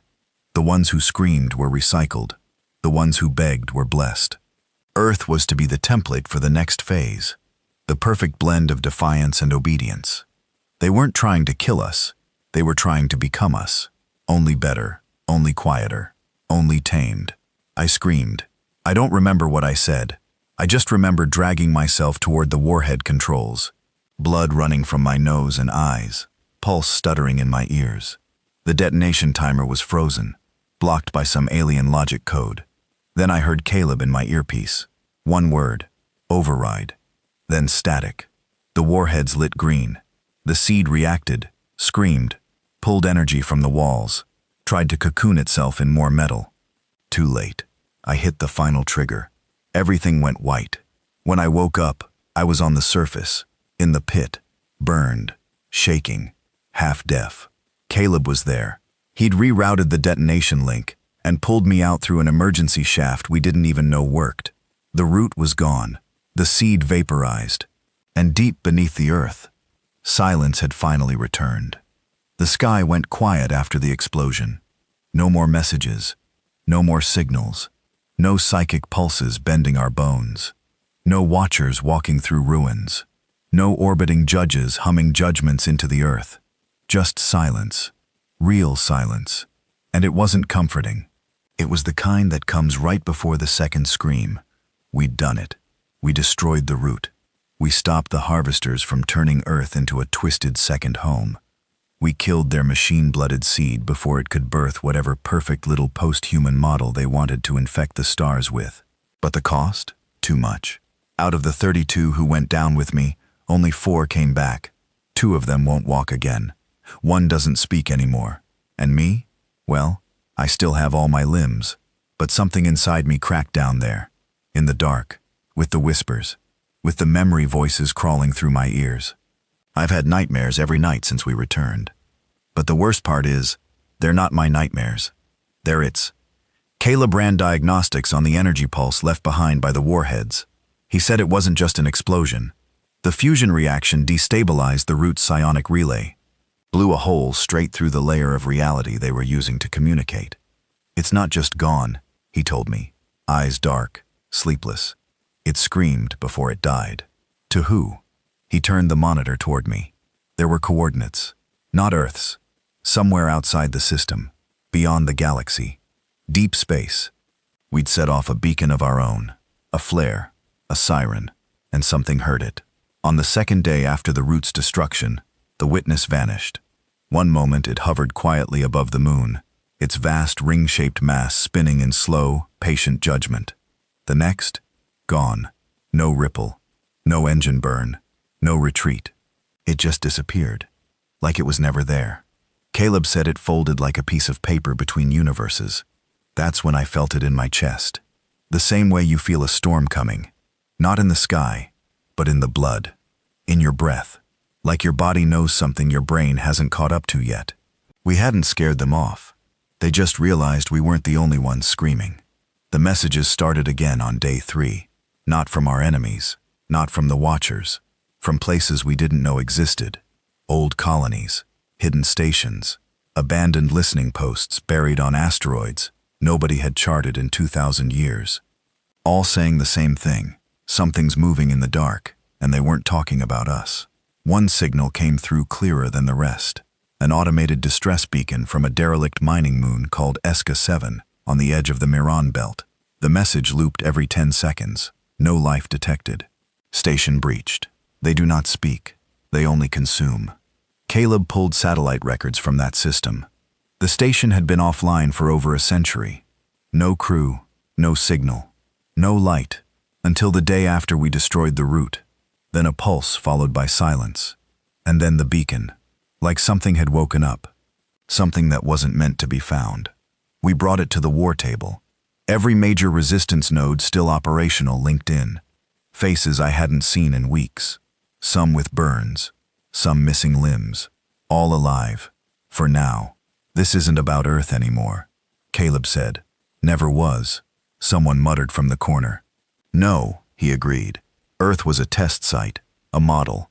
The harvesters wanted to see if they could build something out of us. And when they failed, they triggered the next tier. I stepped forward. They woke their gods. There was a myth we'd heard, half-whispered in decoded harvester files, Caleb once cracked. A word they never translated. Always left in their tongue. Jarat. Caleb had translated it years ago, before the event, before the route, back when we were still just trying to not die. The word had no direct meaning. Closest translation? The sleepers. We thought it was metaphor, an AI archive, an old programming line. But what if it wasn't? What if what the harvesters feared wasn't us? What if they were running from something else? That night, I sat with Caleb on the bunker roof, watching the sky. We had an old telescope, cracked lens, scratched frame, still worked. And as we stared into the stars, we saw it. Not a ship, not a fleet. A shadow blocking out stars in patterns we couldn't trace. Moving against light, not through it. It was like something so big, so wrong that reality bent to stay out of its way. And it was coming. What do we do? I asked, quiet. Caleb didn't answer right away. Just sat there breathing through his teeth, knuckles white on the telescope barrel. Then finally he said, "We tell them." "Who?" "The galaxy." "You think they'll listen?" "No," he whispered, "but they'll remember." The next day, we used the beacon crystal's last working relay. It was supposed to be dead, shattered after the event, but Caleb had rebuilt part of it. Not to send another cry for help. That chapter was over. This was something else. This was a warning. We activated the relay and broadcast one final message to every corner of space that had an ear left to listen. Caleb recorded it. I read it. To whatever still exists beyond this burning sky, we destroyed the route. We bled the ones who came to erase us. But they weren't the end. They were just the gatekeepers. And they've opened the wrong door. Something older is coming. Something that does not build or conquer or enslave. It does not want your land, your people, your knowledge. It wants your silence. Because it feeds on the noise. We've seen the edge of its shadow, felt the hunger in our bones. We don't ask for aid. We don't want your pity. We just want you to know. Earth screamed first, and now the stars are starting to whisper back. If you hear this, You are already in danger. If you ignore it, you were already dead. We are the spark, you are the fuel, and the darkness is very, very hungry. We sent the message, and for the first time in weeks, I felt something lift off my chest. Not peace, not relief, but clarity. This was never about winning. It was about enduring long enough to become part of the next chapter. And now, whoever's next, they've been warned. We thought the galaxy was full of conquerors. Turns out, it's full of cowards. 2 days after we broadcast our warning, the last signal Earth may ever send, more than a dozen civilizations went dark. Not attacked, not destroyed. They just stopped transmitting. Dead silence. Stations that had been online for millennia vanished from every known frequency. Entire asteroid colonies wiped from star charts. Deep space listening posts, black site AIs, archive moons, all gone, no debris, no distress calls, not even static. It was like they were never there. And every hour that passed made the truth harder to deny. Something was coming, and it wasn't stopping. The galaxy's response? Run. Trade routes shut down. Border gates collapsed. Advanced species burned their own colonies to avoid contamination. We intercepted messages from high councils dissolving their alliances and withdrawing into deep voids with escaped fleets. Some even scrambled their own navigation maps, erasing paths to their homeworlds in case it ever came looking. The oldest races, the ones that used to lecture us about balance, peace, and enlightenment, gone. Cowards. Not a single ship came to help, not even a voice on the comms to say good luck. Humanity was alone again, and that suited me just fine. Caleb started calling it the Hollow, not the Shadow, not the Thing, not the enemy, the Hollow. It fit, because whatever it was, this thing that was chewing through galaxies and swallowing stars, it didn't behave like anything we'd ever faced. It didn't negotiate. It didn't threaten. It didn't explain. It removed. We saw it for the first time through a deep-range telescope. An old Soviet relic we found buried in an abandoned Arctic station. Caleb patched in salvaged optics from a downed harvester ship and amplified the signal through 2 layers of converted crystal relay tech. It took 2 hours to stabilize. What we saw wasn't possible. There were no engines, no structure, no visible energy source, just absence. A roiling wound in space. A mass so black, so wrong, that light didn't bounce off it. It bent. The stars behind it? Gone. Not blocked. Erased. And the worst part? It was growing. It's not a ship, Caleb whispered. What is it then? He didn't answer. But I saw it in his eyes. It was death evolving. 3 days after the sighting, the Hollow entered our system. It didn't attack. It didn't speak. It just arrived, and the universe shrank around it. Gravitational fields inverted. Magnetic poles shifted. Entire satellite arrays collapsed from EMP spikes. The moon cracked. No sound. No light. Just a single fracture, like someone had tapped a hammer against an eggshell. Tidal systems across Earth went haywire. Floods swallowed coastlines that had already been burned and rebuilt. Storms rolled in from skies that had once been burned clean. We hadn't fired a shot, and we were already losing.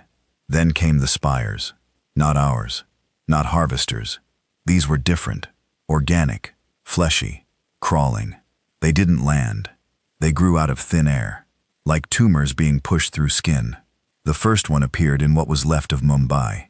It pulsed, vibrated, then exploded. Not a bomb, not a sound, just a scream. Every living thing within a mile radius dropped dead. Instant.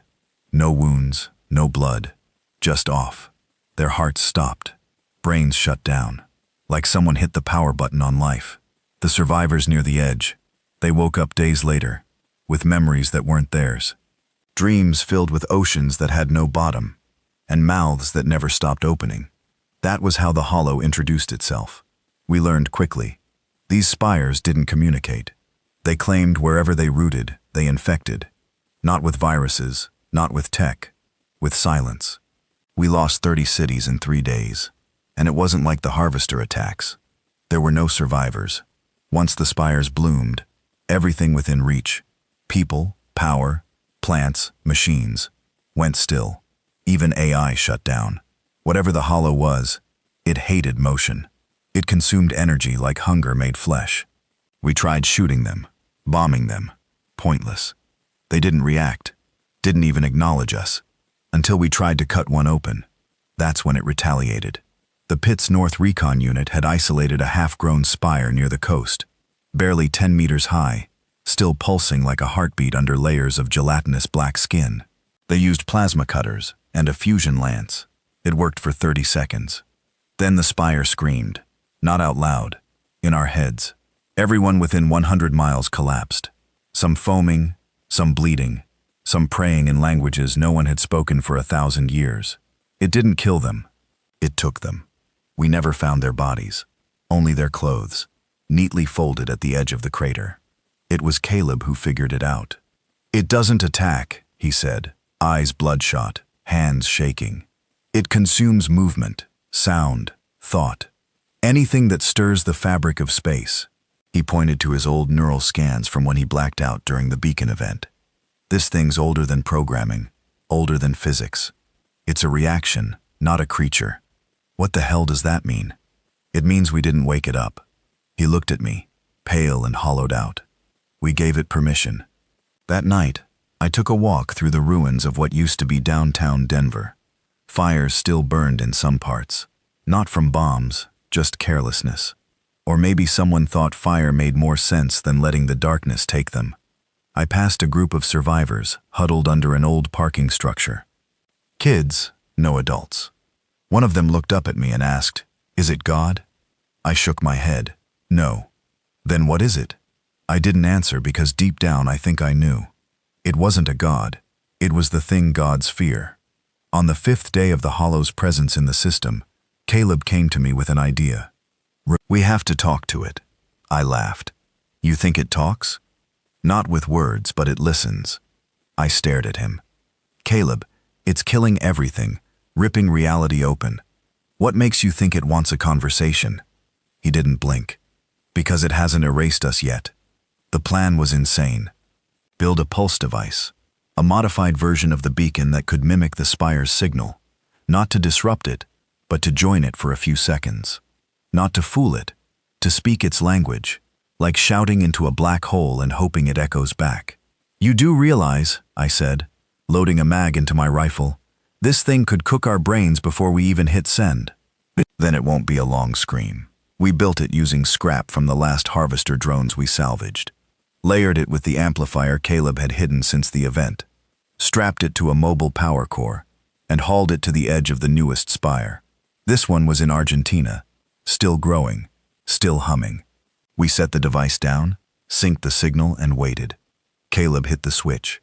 The sound was unbearable, not in the ears, in the soul, like something ancient and broken, grinding against the edge of reality. It lasted 10 seconds. Then, everything went quiet. The spire stopped pulsing. The sky above it shivered. And then a voice entered our heads. Not like the judges, not like the root. This was raw, violent, empty. "Why do you speak?" Caleb stepped forward, to nothing, to everything.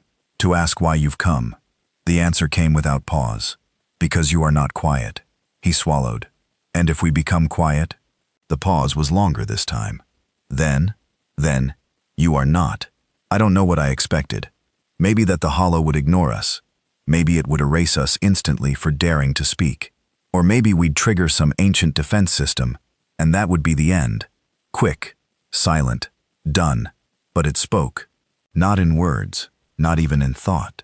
In something before thought. A pressure in the blood. A shift behind the eyes. Like reality had a weight to it, and it leaned in close to whisper, "Then you are not." That was its response. To our offer, to our promise of silence, to our hope for survival. It didn't make sense at first, until Caleb translated it. "If we can quiet ourselves," he said, pacing like a ghost across the scorched concrete bunker floor, "then we are already something else, not human, not life, just absence." He stopped in front of me, eyes too wide, voice too calm. "To meet its condition is to become nothing. So there is no choice," I muttered. "No," he said. "There's a choice." He turned back to the screen where we replayed the spire pulse on a loop, its vibrations forming strange patterns in the air. But the cost of resistance is that it keeps watching. We met with the remaining resistance cells that night. Only 8 of them left. The rest had either gone dark, gone underground, or gone mad. A few committed mass silence, what they called stillness acceptance. Shut down generators, turned off lights, stopped speaking, sat in the dark until they stopped breathing. They thought surrender would be painless. They were wrong. The spire still came, still grew, still screamed. The hollow doesn't accept quiet as compliance. It only accepts it as a signal. The end of sound means it's time to consume. We held the meeting in a half-buried listening post outside of what used to be Prague. The walls were cracked, the air stale, and the power was rigged through a solar grid that barely held charge past sundown. But it was enough. Representatives from each surviving zone appeared through cracked screens and flickering holograms. Tired faces, hollowed eyes, some missing limbs, some missing families, all of them carrying the weight of a dying world on shoulders that had long since forgotten what rest felt like. We gave them everything: the signal, the spire reaction, the hollow's message. Then we asked the only question that mattered. Do we run, kneel, or fight? The room went silent for a long time. Then a woman from the Kazakh cell leaned into her camera, half her face scarred from a failed bombing run. "You already know the answer," she said. "If we were the type to kneel, we'd be dead by now." Another voice chimed in from the African coast. "And run where? The stars are just more shadows." Then an old man in a patched-up oxygen mask spoke from a bunker under Greenland. "We fight, not because we'll win, but because we remember what we were." He paused, coughing hard, then added, "Let the hollow remember too." That was the moment the decision was made. Not survival, not escape, defiance. Caleb called it Project Black Echo. We were going to build a weapon not to kill the hollow, that wasn't possible, but to remind it what pain sounded like. Something so loud, so violent, so human, it would leave a scar in the dark even gods couldn't ignore. The tech came from old harvester cores, those crystal composite processors they used to link their hive systems. We still had fragments stored in cold lockers beneath the pit.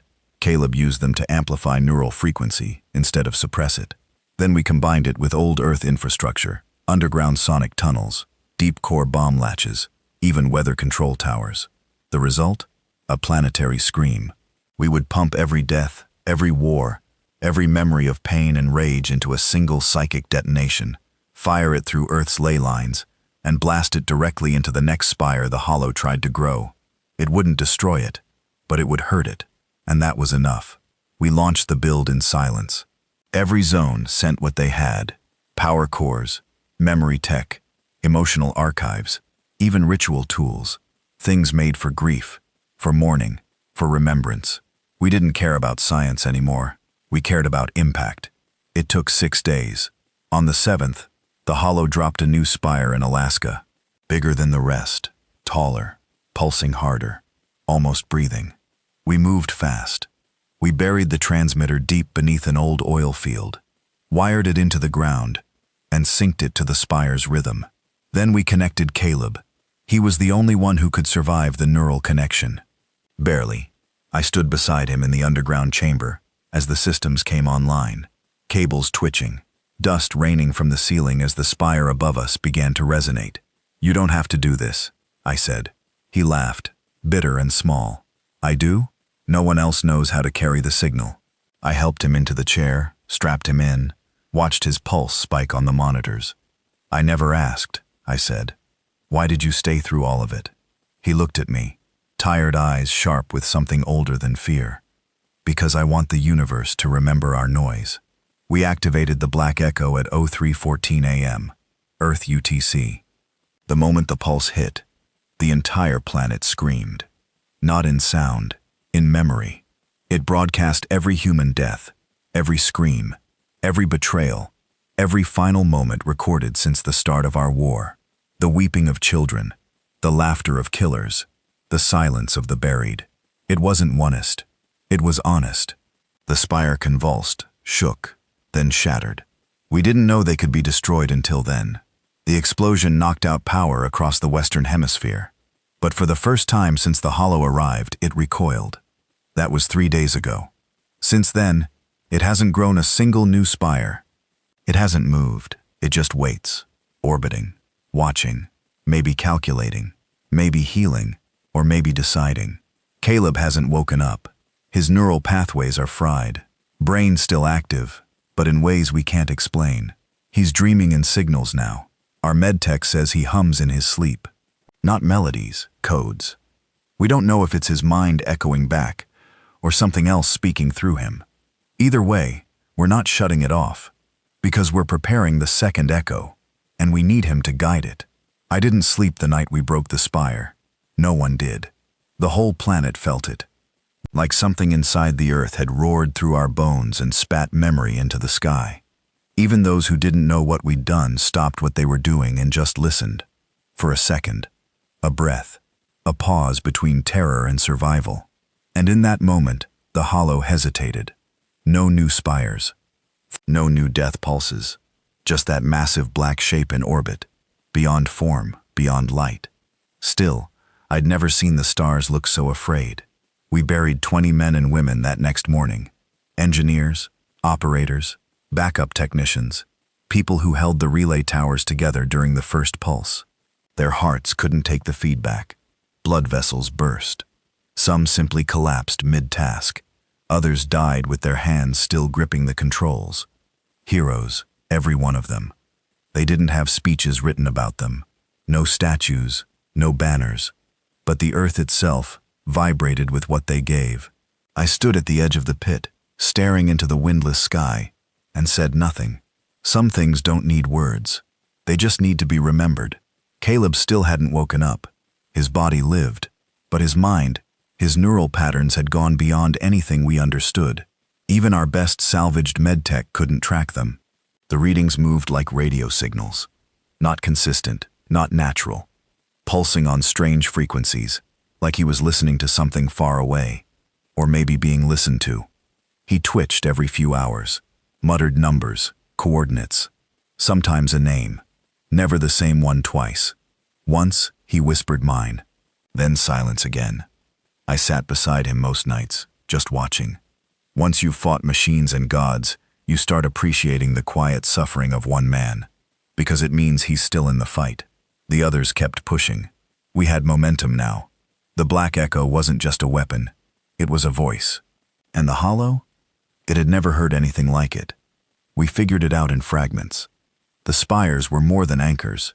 They were feelers. Probes designed to test a planet's resistance to compression. Emotional, energetic, biological. They didn't just flatten civilizations. They swallowed their identity. Converted grief into obedience. Turned defiance into decay. The Hollow wasn't trying to rule us. That would require intention. It was just trying to make sure we never existed again. We couldn't let that happen. We didn't just want it to leave. We wanted it to remember us, the way a wound remembers the blade. So we began building Echo 2, not a refined version, not cleaner, not safer, louder, meaner, permanent. No longer a scream of pain. This one would be a war cry. We set up the construction zone in Siberia, where the crust was thin and the old resistance strong. The land there didn't beg for peace. It begged for vengeance. Broken cities, black trees, animal bones scattered across frost-bitten roads. The kind of place that already felt half dead, perfect for what we needed. We scavenged everything left. Old reactor cores, psychic dampeners, a backup beacon amplifier from the event days, even pieces of the cracked moon that had fallen through the atmosphere like burning hail a month ago. Every part of Earth that had been wounded, we used it. We were going to build our scream out of scar tissue. I coordinated the external teams, 27 strike crews, mobile, armed, trained to hit any spire that rose while we worked. Their job wasn't to win, it was to buy time. We lost 4 crews in the first week, all gone without trace. No signals, no wreckage, just their last messages. Spire forming, pulse imminent. We're going in anyway. That was all, and it was enough. Because every hour we bought was another hour to finish the echo. I asked Caleb, still comatose, what we should name it. He didn't respond. But the next day, one of the monitoring techs noticed something weird in the neuroscan display. A repeating waveform buried deep in his synaptic patterns. When translated into sound, it wasn't just noise. It was music. Old, brutal, human. Beethoven. Fifth Symphony. The part where it sounds like war. We named the new signal core Fifth Echo.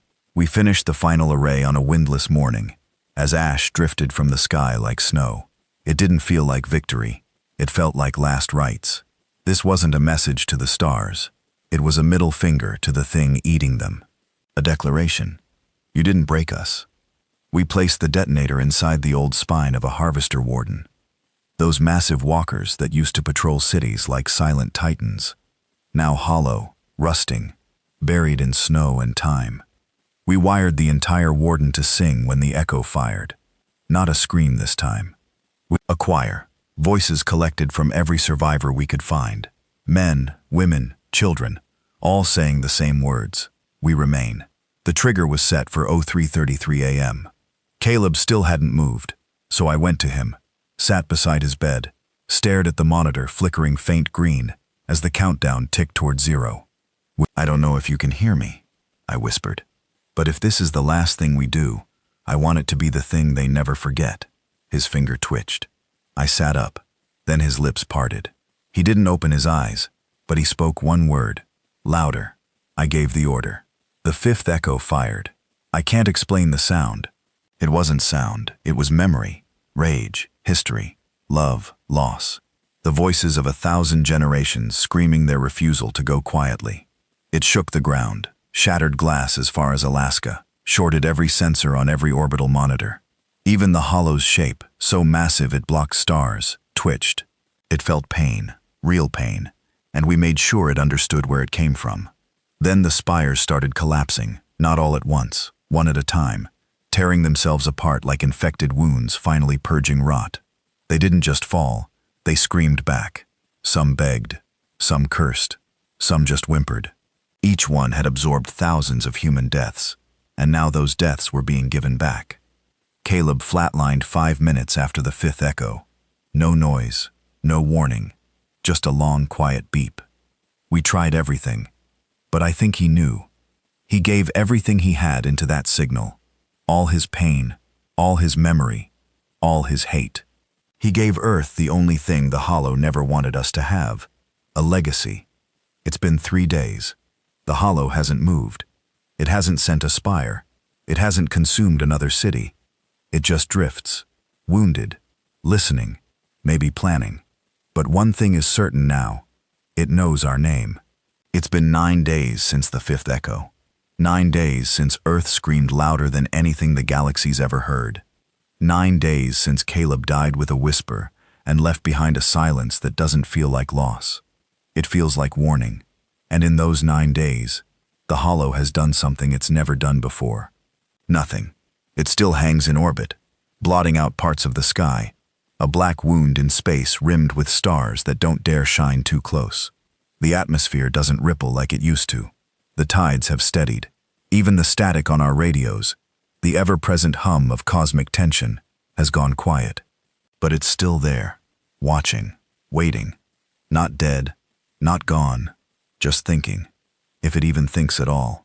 We've tried reaching out, not to talk, to provoke. We've broadcast every human song we could find. War chants, funeral dirges, opera, punk rock, child's lullabies, screams from war documentaries. Anything that once meant something to someone. We lit the skies with it. Nothing. The spires have stopped forming. The last one crumbled in West Africa during a rainstorm, collapsing into wet dust like it had lost the will to stand. We don't know if we won. We don't know what we are now. All we know is we're still here, and that means we have a choice. Some say we should rebuild, take back what was lost, reconnect the zones, reform councils, dig the roots of humanity into the earth again.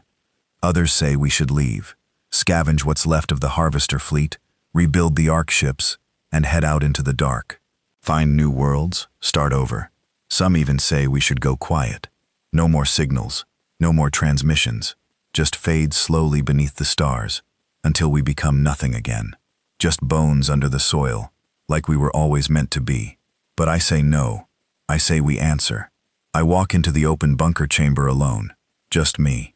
The wind outside carries dust, smoke, the weight of 10 billion dead. But this place, it's silent now, peaceful in the kind of way that makes your heart twitch. The walls still bear the scars of battles we don't talk about. The tech is rusted. The screens flicker like tired eyes. But the comm still works. That's all I need. I power it up, patch into every orbital antenna we haven't lost, and I speak to the hollow, to the darkness, to whatever still drifts beyond the veil of form and time.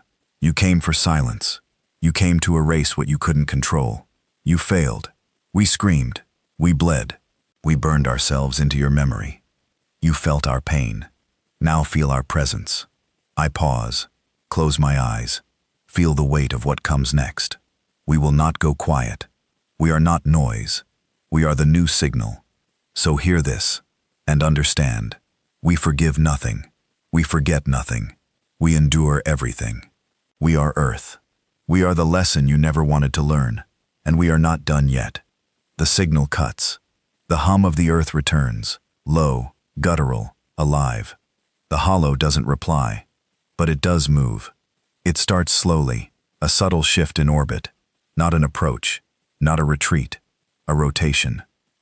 For the first time since it arrived, the hollow reveals its shape, not a ship, not a creature, a mirror. Its black surface shifts, showing light that shouldn't exist. Memory, formless, broken fragments of everything it's consumed. Civilizations, planets, screams. And there, at the very center, a flicker, a voice, Caleb's. It's not him, I know. He's dead, gone.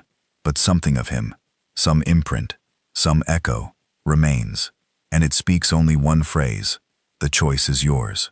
I collapse into the chair behind me, heart racing, throat dry. What choice? I whisper, and the hollow answers, not in words, in visions. First vision, a world bathed in quiet. No war, no noise, no suffering. Cities made of light, skies without weather, peace, stillness, but no music, no laughter, just existence, empty, perfect, controlled. Second vision, a world burned black and gold. Machines in ruins. People fighting over what little survives. But they scream, they cry, they live, they fail, they choose. Then the hollow shows me the final one, the one that hasn't happened yet. Earth reborn. Not clean, not pure, but scarred, loud in every way. A planet that remembers, a species that never shuts up, sending signals into every corner of the universe, not to ask for help, but to tell stories, to warn, to remind, to defy. I open my eyes.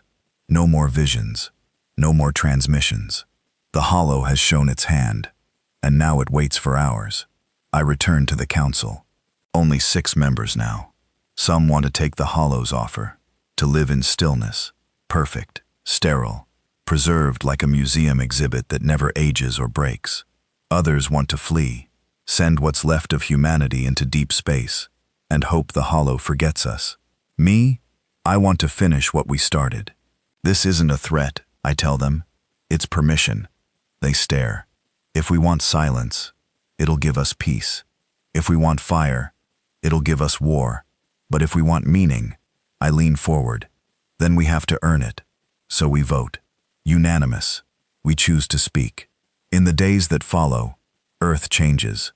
We dig out old satellites, repair the deep sky relays. We restart our signals, not as pleas, but as statements. We send music, art, data, war footage, everything. We tell the stars what happened here, not for glory, not for help, but so someone out there knows we survived, and we are dangerous. On the 15th day, the hollow begins to fade. Its shape dissolves. Its mass fractures into dust, black particles rising into space like ash. But before it disappears completely, it sends back one final pulse, a message burned into the clouds above every major zone, a single word, remain. and then it's gone. I sit beneath the sky that night for the first time in years, and I see stars again, clear, untouched, no shadows, no screams, just silence. But not the hollows kind. Ours. The kind we choose before the next scream. Caleb's body is buried beneath the tower, where we launched the fifth echo. No grave marker, just a carved phrase in the wall nearby. He taught the void to listen. Earth will never be the same. The harvesters are dead. The watchers are silent. The galaxy is still spinning, but now it knows we're here, and it knows better. This wasn't a war story.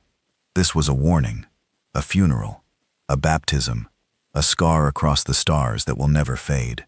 We weren't meant to survive, but we did, and in doing so, we became something else.